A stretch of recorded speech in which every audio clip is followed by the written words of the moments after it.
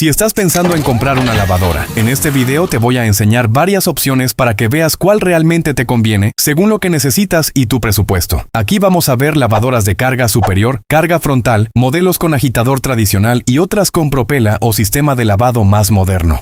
Cada una tiene ventajas y desventajas, y muchas veces la gente compra solo por la marca o por el diseño, sin saber realmente cuál le conviene más. Por ejemplo, las lavadoras con agitador suelen lavar muy bien la ropa pesada, pero algunas pueden ser un poco más agresivas con ciertas prendas. En cambio, las de propela normalmente cuidan más la ropa y también pueden ahorrar agua y energía dependiendo del modelo. También hay diferencias importantes en capacidad, funciones de lavado, consumo eléctrico, niveles de agua y tecnología. Algunas traen ciclos rápidos, lavado automático, sistema inverter y hasta programas especiales para ropa delicada o cobijas. En el video te estoy mostrando diferentes modelos para que compares tamaños, diseños y funciones.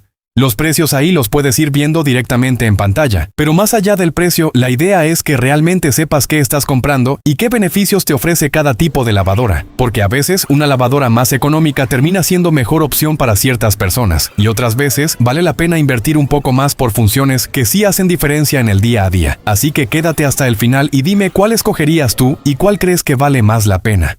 También me puedes preguntar por la lavadora de tu interés y con gusto te mando un link o te doy un ID para que lo pegues en el buscador de Mercado Libre y te llegue directo a tu casa con la garantía, calidad y a veces a un mejor precio. Pregunta por la de tu agrado.